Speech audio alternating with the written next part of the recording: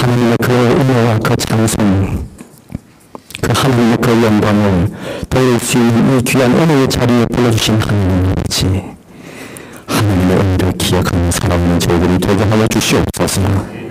그것으로 인하여서 하나님만으로 기하여서 만족하며 감격하는 살아오는 주의 백성들이 되게 하여 주옵소서. 감사합니다. 예수님 이름으로 기도합니다. 아멘. 할렐루야. 예. 반갑습니다. 저는 주님의 교회에 안에 들어오는 것은 처음입니다. 처음인데 지나쳐는 봤습니다만은 참 들어오니까 성령 하나님께서 이 예배 한 자리에 여러분들의 각 심령 속에 지금 임재해 있다고 하는 것을 강히 한번 느껴봅니다.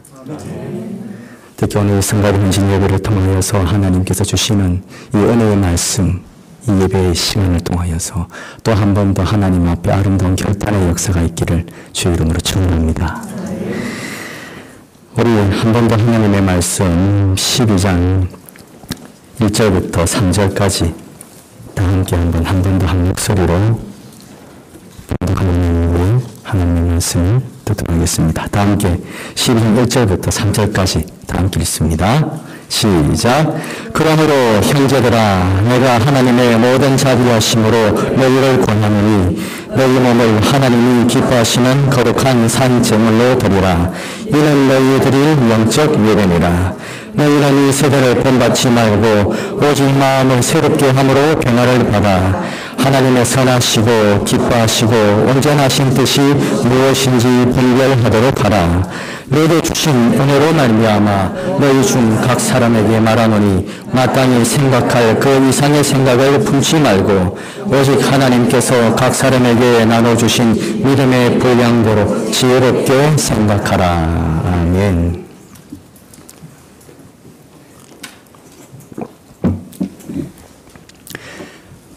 우리에게는 하나님의 은혜가 필요합니다.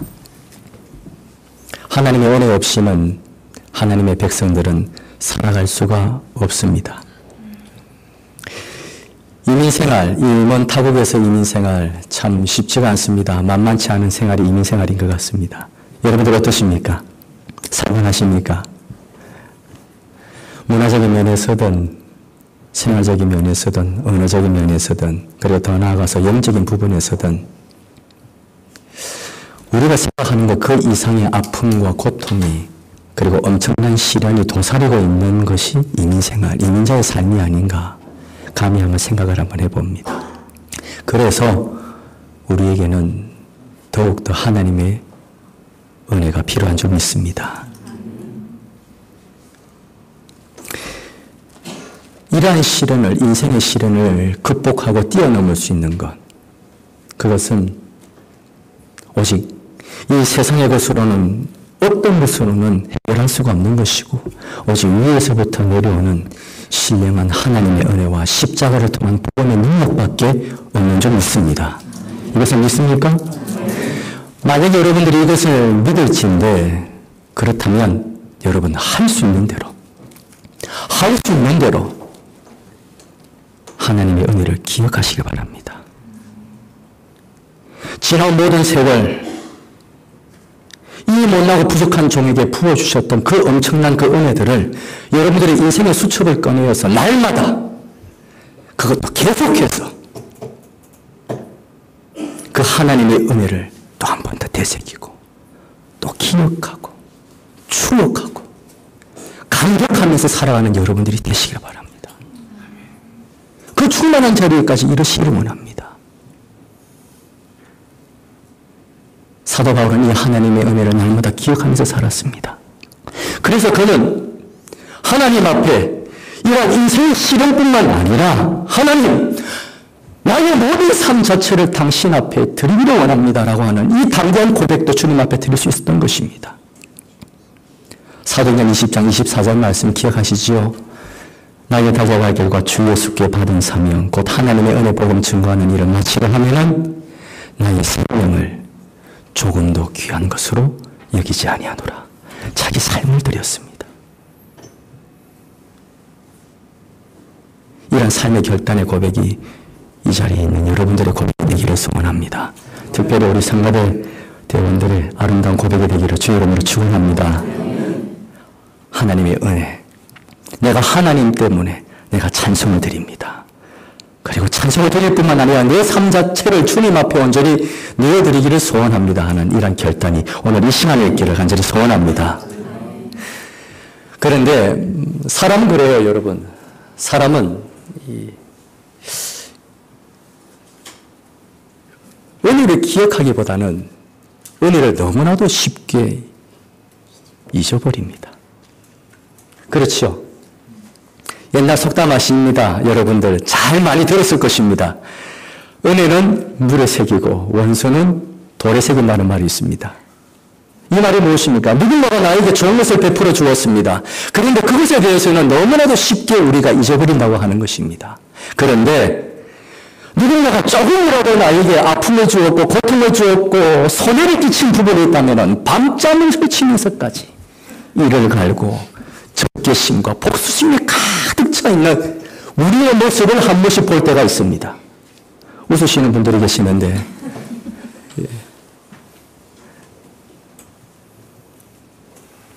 그럼 이렇게 사시면 안 됩니다. 이렇게 왜 힘들게 사십니까?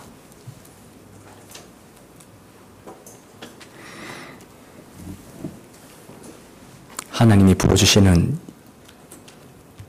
이 은혜를 여러분들이 기억하실 때에 이러한 고립된 삶 속에서 우리가 헤어나오게 될 줄 믿습니다. 솔직히 말씀드려서 여러분, 저와 여러분들 은혜를 받을만 해서 받은 사람들이 아니지 않습니까? 하나님의 복을 여러분이 지금 누리고 계십니다. 그 복을 누릴만 해서 여러분들이 누리고 있는 것입니까? 아닙니다. 아무 분야 없는 저희들입니다. 오직 하나님의 사랑으로 말미암아 우리가 그 은혜를 누리고 있는 거예요. 그 사랑이 어떤 사랑입니까? 하루같이 천년같이 천년 하루같이 이 못나고 부족한 종을 기다리시고 오래 참으시는 그 하나님의 사랑, 아무도 멸망치 않고 다 회개하기에 이르기를 원하여서 그 영원한 그 나라에 들어가기를 위해서 우리를 끝까지 기다리시는 그 하나님의 사랑, 그 하나님의 사랑 때문에 우리가 지금 이 자리에 있는 것 아닙니까? 이 하나님의 사랑을 우리가 깨닫고 기억하고 생각을 한다면 우리가 어느 누구를 품지 못할 것이며 용서하지 못할 것이며 날마다 하나님을 향한 그 기쁨과 감사와 감격이 끊어질 수가 있겠습니까? 없다고 생각합니다. 하나님의 은혜를 기억하시기 바랍니다. 하나님의 은혜를 기억하는 사람은 날마다 기뻐합니다. 할렐루야. 날마다 기도하고 찬송합니다. 그리고 날마다 감격하고 감사합니다. 그래서 하나님께서 이런 하나님의 은혜를 날마다 기억하는 자들에게 주신 사도 바울을 통하여서 선포하신 말씀이 있잖아요. 명령하신 거예요. 데살로니가전서 5장 16절 잘 아시죠? 시작. 항상 기뻐하라. 쉬지 말고 기도하라. 범사에 감사하라.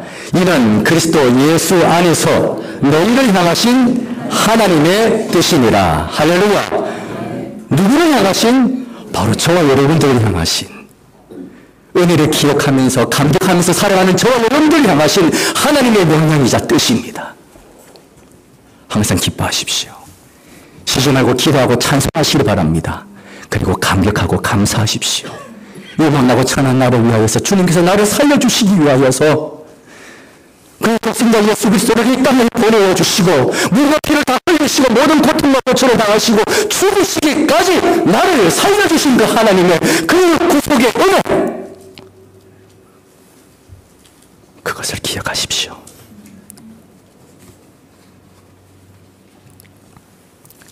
그리고 중요한 것은 이 말씀의 핵심은요, 여러분, 그리스도 예수 안에서라고 하는 이 말씀입니다. 예수 그리스도 이 테두리 안에서. 왜 그런 줄 아십니까? 아무도 자기가 잘났다고 어느 누구도 말할 자가 없기 때문입니다. 그리스도라고 하는 이 테두리 안에서 우리가 할 말이 없어요, 여러분. 우리 공로로 받은 것 아니고 우리의 의지와 우리의 노력과 우리의 열정으로 받은 말은 그 은혜가 아니라고 하는 것을 선포하는 말씀이 바로 그리스도 예수의 테두리 안에 섭니다. 항상 예수의 그 십자가의 그 사랑의 테두리 안에 거하는 여러분들이 되시기 바랍니다. 그러면 복음의 능력을 여러분들이 회복하게 될 줄 믿습니다.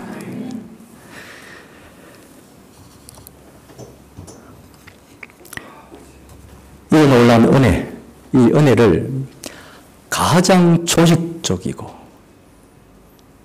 가장 체계적이고 구체적이고 실제적이고 현실적으로 표현하고 설명한 책이 있습니다. 물론 이 성경 자체가 이 하나님의 은혜를 표현한 책입니다만 특별히 이 성경책 안에서 바로 이렇게 조직적이고 체계적으로 실제적으로 표현하고 설명한 책이 있는데 바로 로마서입니다. 로마서 좋아하시죠? 예, 아마도 우리 목사님을 통해서 또 로마서 강의도 많이 들으셨을 건데 이 로마서는 간단히 설명을 하면 크게 두 파트로 나눠 볼 수가 있습니다. 한 파트는 1장에서부터 12장까지 말씀이고 그리고 또 한 파트는 12장에서 16장까지의 말씀입니다. 1장부터 11장까지의 말씀은 이 하나님의 구원의 계획과 구속의 은혜를 조직적으로 체계적으로 교리적인 차원에서 설명을 하였습니다. 교리적인 차원에서. 그리고 12장부터 16장까지의 말씀은 이 교리적인 체계에서 하나님의 구속의 은혜를 깨닫고 이 은혜를 받은 사람들은 이제 어떠한 삶을 여러분들의 현실 가운데 살아가야 될 것인가 라고 하는 하나님의 백성으로서의 그런 구체적인 삶 그리고 기독교 윤리를 조금 더 실제적으로 설명하고 있는 부분이 바로 12장부터 16장까지 말씀입니다. 자, 이렇게 로마서를 두 파트로 나눠볼 수가 있는데 여기에 이 두 파트를 이어주는 핵심 단어가 있습니다.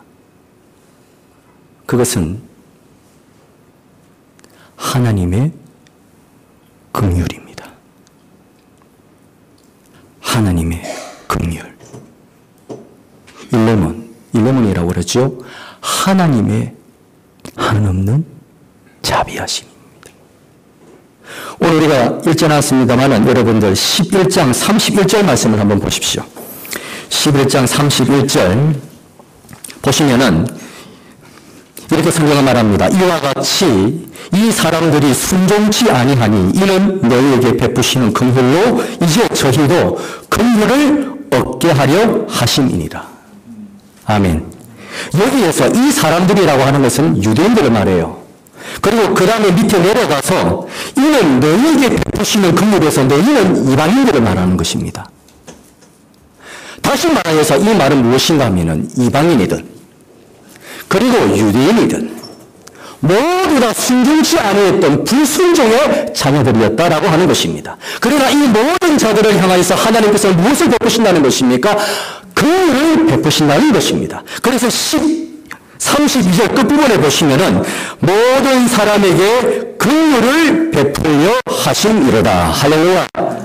하나님의 긍휼이 어느 특정한 사람에게 국한된 것이 아니라 모든 사람에게 베풀어진 하나님의 한없는 자비하심으로 나타난다라고 하는 것입니다.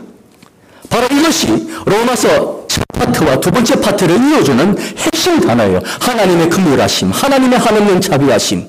이것을 깨달은 하나님의 백성들에게 바울이 이제 12장에 들어서서 이제 뭐라고 고백합니까? 하나님의 긍휼하심을 깨달은 하나님의 백성들이요, 이제 너희가 이러한 삶을 살아야 될 것이다 라고 지금 선포하는 거예요. 그러므로 형제들아, 내가 하나님의 모든 자비하심으로 너희를 권하노니 너희 몸을 하나님이 기뻐하시는 거룩한 산 제사로 드리라. 이는 너희들의 영적 예배니라. 어떤 삶을 요구합니까?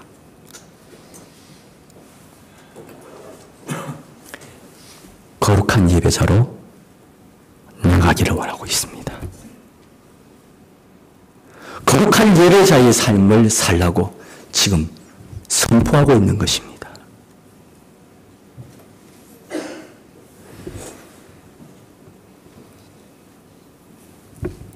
교회는요, 크게 세 가지 사명이 있습니다. 세 가지 사명이 있는데 그 첫째 사명은 하나님의 그 위대하심과 그리고 하나님의 그 한없는 자비하심을 찬송하는 예배의 공동체로서의 사명이 있고, 그리고 두 번째는 이제 영혼을 살리고 생명을 구원하는 공동체, 그리고 성교의 공동체로서의 사명이 있습니다. 그리고 마지막 세 번째가 영적 진리를 사수하는 영적 군대로서의 사명이 있는데, 두 번째와 세 번째의 사명은 첫 번째의 사명인 예배 공동체로서의 삶을 제대로 살지 못하면은 두 번째와 세 번째의 사명을 감당할 수가 없습니다. 이 예배 한 시간에 와서 여러분들이 하나님의 그 이름을 높이고 그리고 하나님이 부어주시는 그 은혜와 능력을 받지 아니하고는 두 번째와 세 번째의 사명을 감당할 수가 없다라고 하는 것입니다. 하나님의 능력을 받아야지 여러분들이 나가서 저 악한 영들과 싸워서 승리할 수 있다라고 하는 것입니다. 하나님의 진리를, 하나님의 교회를 지키고 세워져 나갈 수 있다라고 하는 거예요. 은혜 받지 아니하고 복음의 능력을 받지 아니하고 우리가 나갈 때는 백전백패입니다. 그렇다면은 이 은혜와 능력을 어디에서 받아야 되느냐? 바로 그것은 이 예배 한 시간을 통해서 여러분들이 그 은혜와 능력을 받아야 될 줄 믿습니다. 여기서 말하는 바울이 선포하는 그런 영적인 예배는 어떤 예배가 말합니까? 그냥 우리가 생각하고 있는 그런 정신적인 예배예요? 지식적인 예배? 단지 우리의 영을 드리는 그런 예배? 아닙니다. 그것만이 아니라 우리가 드릴 수 있는 모든 것을 다 동원해서 나의 전인격적으로, 그리고 그분으로부터 받았던 모든 것을 다 동원해서 주님께 나아가고 주님의 이름을 높여드리는 바로 전인격적인 예배를 바로 주님께서는 원하시고 계시는 것입니다. 그리고 여러분, 살아있는 여러분들의 정신과 살아있는 여러분들의 영으로 나와야 됩니다. 너희 몸을 하나님이 기뻐하시는 거룩한 산 제물로 드리라. 살아있는 여러분들의 상태로 이 자리에 나와 있어야 된다는 것입니다. 티미한 상태로 이 자리에 오시면 안 됩니다. 혼미한 상태로 이 자리에 오시면 안 됩니다. 사단 마귀가 우리를 시험하고 유혹하는데 크게 두 가지밖에 없습니다, 여러분. 크게 두 가지밖에 없어요. 그 첫 번째 하나가 생명을 구원할 때에 생명의 역사가 일어나는 것을 가장 사단 마귀는 또 싫어하는 부분이기 때문에 이것을 철저하게 막기 위해서 우리를 시험합니다. 두 번째, 예배 자리로 나오는 주의 성도들의 발걸음을 어떻게 해서든지 간에 다른 쪽으로 돌리기 위하여서 사단은 시험을 합니다. 혹시 여러분들 오늘 성가대의 헌신 예배 오기 위하여서 얼만큼 준비하시고 오셨는지는 모르겠습니다만은 혹시 오시기 전에 시험 받은 것은 없으십니까?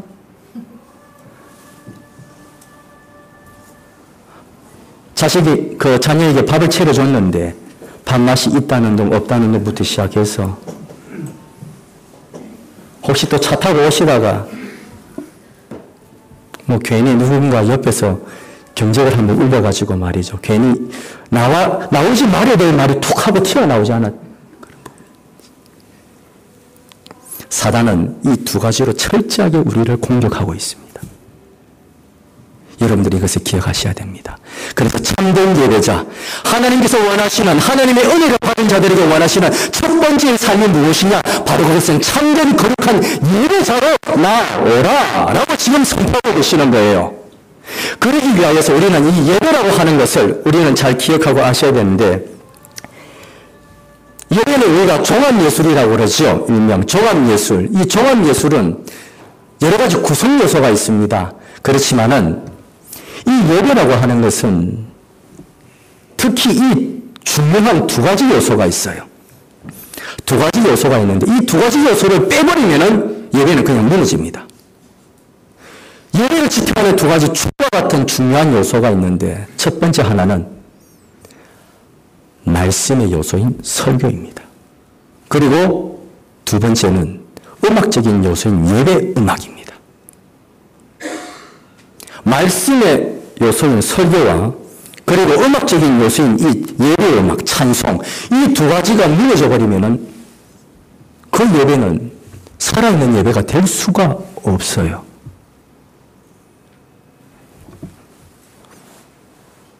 무척 덥네요. 그렇죠? 예.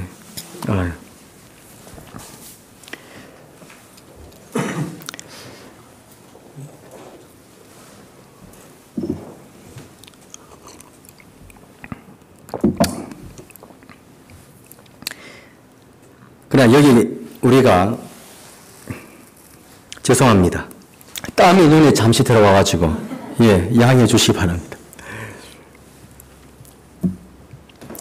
이 말씀적인 요소인 이 설교, 음악적인 요소인 이 예배 음악과 이 찬송, 이것이 그래서 너무나도 중요한데, 그런데 여기에서 먼저 제가 전제부터 먼저 말씀을 드리자면은 이 설교와 예배 음악은 절대 나눌 수 없는 불가분의 관계가 있다라고 하는 것을 말씀을 드리고 싶습니다. 불가분의 관계, 이것을 나눌 수가 없습니다. 기독교 역사 가운데 초대교회부터 시작해서 중세 시대든 그리고 종교개혁 시대든 근세든 현대 이르기까지 이 예배와 이 예배 음악과 설교는 나누어진 적이 한 번도 없습니다. 중세 때에는 이 예배 음악이 이 찬송이 너무나 화려했고요. 그리고 종교개혁 시대에는 이 예배 음악을 더욱더 구체적이고 조직적으로 다져진 때가 바로 종교개혁 시대입니다. 그리고 현대에 들어와서는 아주 다양해졌지요. 이 찬송이 여러 가지로 참 많이 또 부흥이 일어났다고 해도 과언이 아닙니다. 뭐 경배와 찬양이라든지 여러 가지 모습으로 지금 나타났는데, 그런데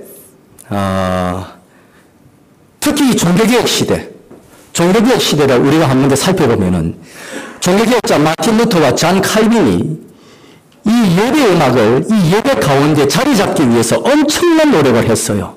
성가대를 구성했을 뿐만 아니라 참으로 많은 노력을 했는데, 그런데 그 중에 또 종교개혁자 한 명, 저빙글리라고 하는 사람이 있었는데, 이 저빙글리는 설교에 좀 많이 핵심을 두었습니다. 그러다 보니까 사람들이 많이 오해를 해요. 설교에 핵심을 두었기 때문에 예배 음악을 많이 약화시킨 것이 아니냐라고 얘기하는데 그것이 아닙니다. 저빙글리는 단지 예배 음악을 어느 한 곳에 포커스를 두었을 뿐이지, 국한시켰을 뿐이지 그것을 약화시킨 것은 아닙니다. 어디로 국한시켰습니까? 저빙글리는 시편 찬송만 하나님 앞에 예배 가운데 드렸습니다. 시편 찬송. 시편 있죠, 시편.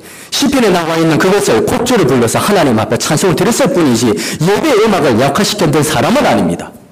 따라서 모든 기독교, 초대교회부터 시작해서 그리고 현대에 이르기까지 한순간도 이 예배 음악과 설교가 나누어진 적이 없어요. 그런데 우리가 여기서 꼭 하나 짚고 넘어가야 될 것이 있는데, 오늘 성가대 헌신 예배이기 때문에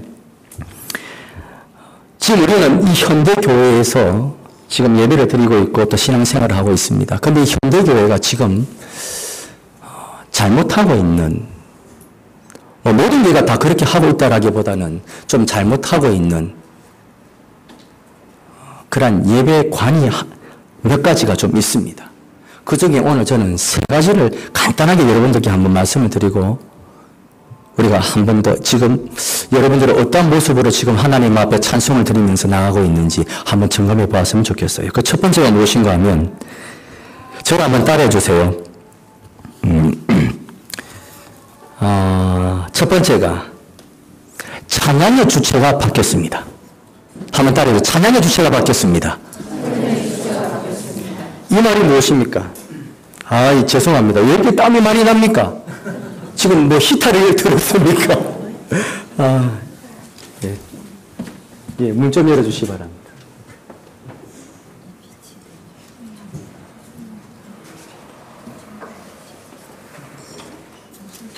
안 더우세요? 추우세요? 덥죠? 예.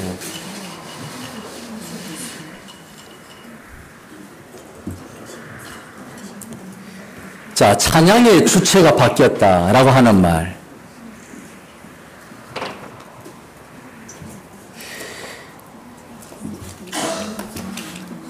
예, 감사합니다.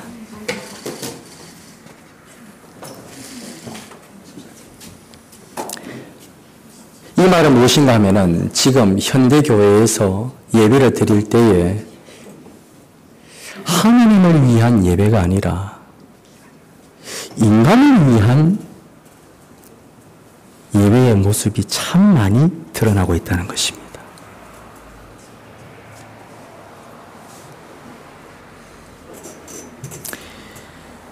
우리는 찬양은 인간의 귀에, 사람의 귀에 좀 아름답게 들리고, 그리고 뭔가 좀 이쁘게 들리면은 참 오늘 그 찬양 좋았다라고들 얘기들을 합니다.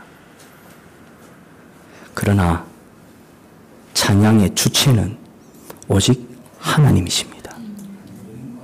사람이 결코 그 자리에 끼어서는 아니 됩니다. 이사야 43장 31절 말씀에 보시면 하나님께서 내가 너희를 나를 위하여 지었나니 나의 찬송을 부르게 하려 함이니라. 오직 하나님의 영광과 하나님의 이름을 높이기 위해서 하나님께서 저와 여러분들을 부르시고 지어주셨다라고 하는 것입니다. 그런데 이러한 인적인 요소들이 너무나도 지금 교회에 많이 들어와 있습니다. 너무나도 많이 들어와 있어요. 하나님 한 분만으로 우리가 만족해야 되는데 그러지 못해요. 그래서 저는 개인적으로 요즘에 그 찬양들이 계속해서 좀 많이 나오는데 자신의 삶의 고백에 대한 그런 찬양들이 참으로 많이 나옵니다. 그런데 그와는 반면에 오직 하나님의 그 위대하심과 그 이름과 하나님의 거룩한 성품과 하나님 그 은혜를 찬송하는 그런 찬송들은 너무나도 지금 많이 사라졌다고 저는 생각을 합니다. 자기 고백의 찬양은 참 많이 나와요. 물론 이런 찬양도 필요합니다만은 그러나 이 예배 한 시간만큼은 여러분 오직 하나님의 그 이름만을 높일 수 있는 하나님께서 이 시간 누구를 좌정하는 것이 아니라 오직 하나님만이 좌정할 수 있는 그러한 예배가 되기를 원합니다. 이런 고백들이 우리에게 있어야 된다는 것입니다. 그런데 찬양의 주체가 너무나 많이 바뀌었어요. 뭐 열린 예배라든지 구도자적인 그런 예배들이 또 많이 지금 교회에 많이 들어와서 물론 그런 예배 형태도 필요합니다만 궁극적으로 이 예배는 하나님의 찬송을 드리기 위하여서 하나님께 그 영광을 돌리기 위해서 우리가 예배자로 부름을 받았다고 하는 것을 기억하시기 바랍니다. 그리고 또 두 번째 우리가 하나 더 생각해야 될 것은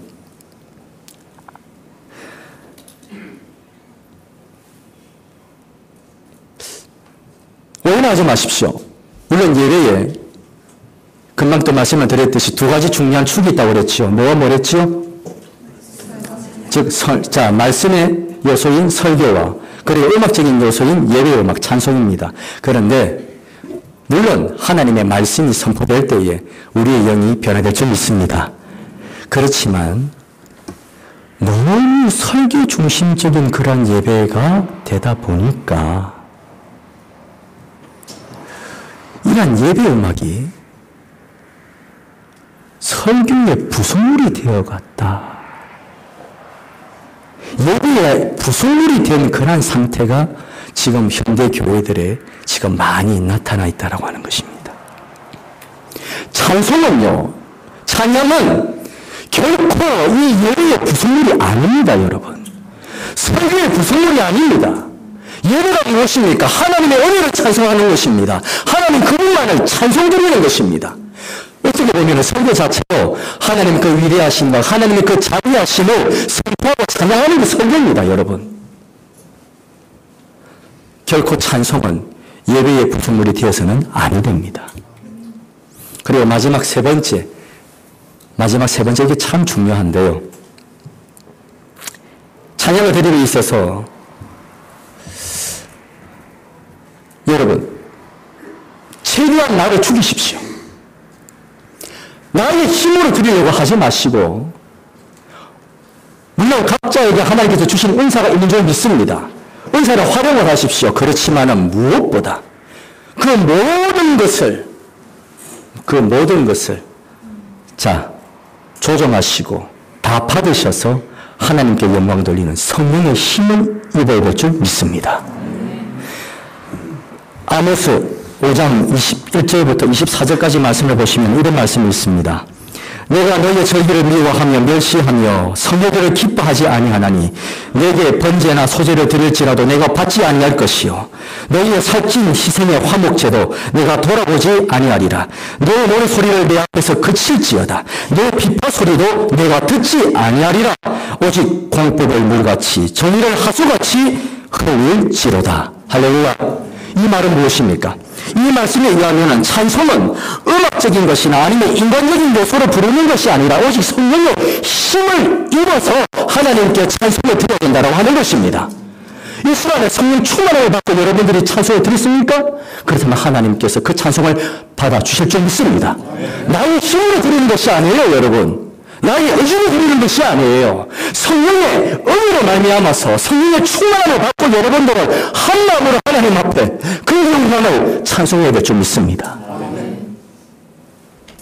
이 세 가지 모습을 우리는 기억해야 됩니다. 여러분, 바울과 실라가 사도행전 16절 말씀을 보시면은 주의 복음을 전하다, 빌립보에서 주의 복음을 전하다가 감옥에 갇히게 됩니다. 이때 바울과 실라의 모습이 참 이상해요. 이상하죠. 왜? 감옥에 갇혔는데 지금 뭘 하고 있습니까? 감옥에 갇혀서 16장 25절 말씀을 보시면은 바울과 실라가 기도를 한 후에 하나님께 찬미했다라는 그런 말이 나옵니다. 감옥에 갇혔는데 찬송을 합니다.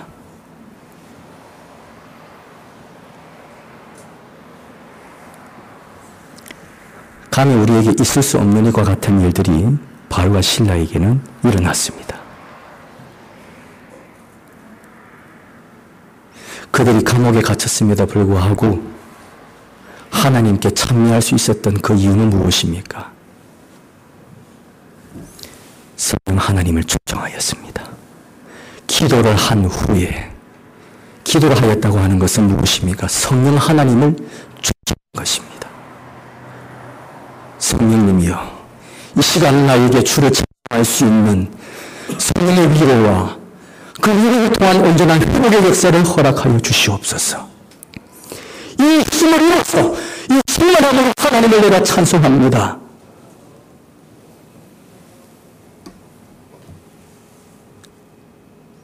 이 자리에 앉으실 때 그냥 앉지 마시고 성령 하나님의 도우심을 간구하시면서 앉으시길 바랍니다.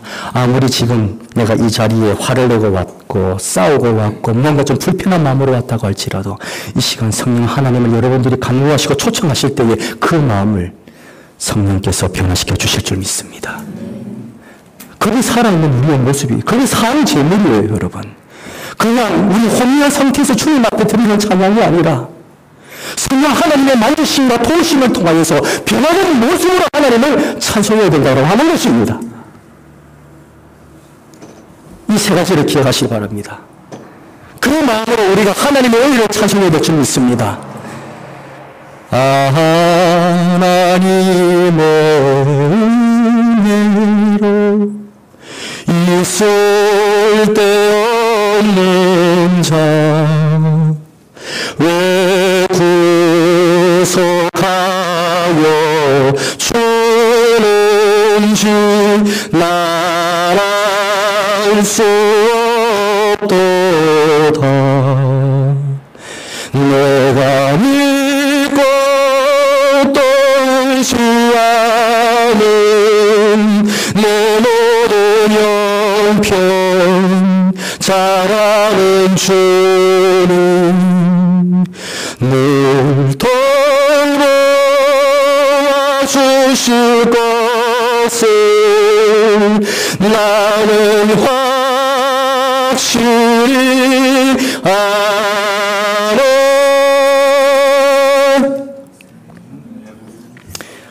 독창하게 만드시네요. 예. 후렴부터는 따라하실 줄 알았는데 전혀 따라하시려 아니시. 예. 사람이 이게 좀 덥고 이게 저희보다 많이 더운 것 같아요. 예. 그 이유는 아마도 성령의 그 뜨거운 열기가 이 자리에 임하고 있는 줄 믿습니다. 예. 지금 열심히 달려왔는데 우리 이달경 목사님께서 이 부족한 이 사람을 또 초청해 주셔가지고 그냥 이제 부족한 논문을 하나 썼습니다. 예배학적인 차원에서 논문을 썼는데 다 말씀을 좀 나누고 싶습니다만은 다 말씀을 드릴 수는 없고 또 밤이기 때문에 자녀들도 기다리시기 때문에 제가 너무 길게 하면은 여러분들 또 싫어하지 않겠습니까? 그래서 다음에 혹시 또 기회가 되면은 이렇게 말씀을 전하겠는데 여러분 이러한 하나님의 은혜를 여러분들이 날마다 여러분들의 삶 속에 생활 속에 성령의 그러한 은혜와 능력을 힘입어서 여러분들이 담없이 찬송할 때 주의 은혜가 여러분들 가운데 충만히 임할 줄 믿습니다. 마지막 한 가지만 더 살펴보고 마칠게요. 여러분, 겸손하시길 바랍니다.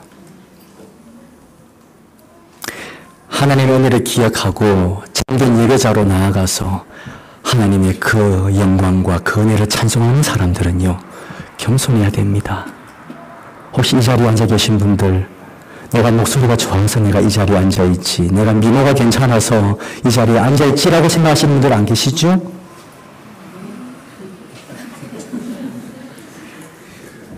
그렇게 앉아 계시면 큰일 납니다. 오늘 말씀, 3절 말씀을 다 함께 한번 읽어보도록 하겠습니다. 3절. 자, 다 함께 읽습니다. 시작. 내게 주신 은혜로 말미암아 너희 중 각 사람 말하노니 마땅히 생각할 그 이상의 생각을 품지 말고 오직 하나님께서 각 사람에게 나눠주신 믿음의 분량대로 지혜롭게 생각하라. 아멘. 겸손하셔야 됩니다. 사도 바울은 모든 것이 다 하나님의 은혜로 시작을 하고 하나님의 은혜로 마칩니다. 형제들아, 내가 너희들에게 권한다, 선포한다. 무엇으로? 하나님의 모든 자비하심으로. 또 3절 말씀에 그는 고백합니다. 내게 주신 하나님의 은혜로 내가 또 너희들에게 말하마. 너희가 이렇게 참된 예배자로 하나님을 다함없이 찬송하는 거룩한 예배자로 나아가기 앞서서 너희들이 꼭 하나 생각해야 될 것이 있다. 겸손하라. 여기 말씀을 보시면은 믿음의 분량대로 지혜롭게 생각하라 라는 말씀이 있습니다. 이 말을 다른 말로 쉽게 풀어서 말씀드릴게요. 자기 분수를 좀 알라 하는 말하고 똑같습니다. 자기 분수를 좀 알고 하나님께로 나아가라라고 하는 것입니다. 바울이 어떤 사람입니까? 하나님의 은혜를 깨달으면 깨달을수록, 그 은혜를 찬송하면 찬송할수록 그는 낮아지고 또 낮아지고 또 낮아졌습니다. 고린도전서 15장 9절 이하의 말씀을 보시면은 그는 고백합니다. 하나님 은혜를 깨달았거든요. 어떻게 고백합니까? 나는 사도 중에 지극히 작은 자라. 그리고 난 후에 그는 고백합니다. 나의 나된 것은 하나님의 은혜로라. 그런데 또 세월이 흘렀습니다. 또 하나님의 은혜를 더 깊이 깨달았습니다. 그래서 에베소서 3장 8절 말씀에 그는 얘기합니다. 이제 사도 중에 지극히 작은 자가 아닙니다. 나는 성도 중에 지극히 작은 자라. 나도 너희들과 똑같은 양이로다. 이 양들 중에 지극히 작은 자가 바로 나야 라고 그는 고백을 합니다. 더 나아집니다. 그런데 그는 여기에서 끝나지 않습니다. 더 하나님의 깊은 은혜를 깨닫습니다. 그는 디모데전서 1장 15절에 마지막으로 그는 고백합니다.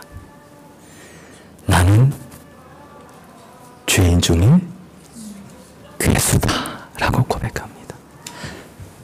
다 낮아졌습니다, 여러분. 낮아질 대로 낮아졌습니다. 겸손하십시오. 겸손하십시오. 사람은 누구나 이 은혜 의식이 약화되면은요, 나도 모르는 사이에 공로의식이 싹 하고 나옵니다, 여러분. 그냥 전혀 튀어나오는 것이 공로의식입니다. 사람은 이 면에서 어쩔 수 없는 것 같습니다. 그래서 바울도 나도 연약한 사람이기 때문에 이 은혜의식에서 떠나지 않게 하여 주시옵소서. 하나님 아버지, 결코 내가 교만한 자리에 서지 않기를 원합니다. 어떻게 하면 내가 하나님의 그 은혜 가운데 날마다 거할 수가 있겠습니까? 라고 그를 고백했을 때에 하나님께서 그래, 은혜 안에 거하라. 고린도후서 12장 말씀에 그에게 은혜 안에 거하기 위하여서 그에게 육체적 가시를 허락하셨던 거예요. 육체적 그 고통 때문에라도 나는 내가 너에게 준 이 은혜 아래 거하기를 원한다. 그것이 하나님의 마음이에요.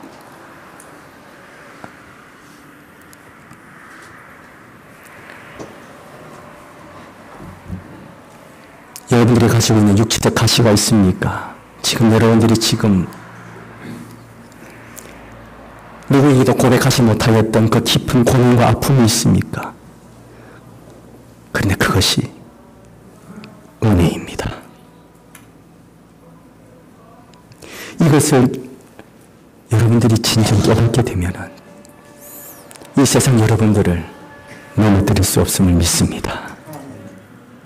이 은혜를 깨달으셨을 때 나도 모르는 사이에 내 속에서 그 구속의 은혜에 대한 감격과 그 하나님 앞에 내가 엎드릴 수밖에 없는 그 겸손함의 자세가 그냥 절로 나올 수밖에 없는 것입니다.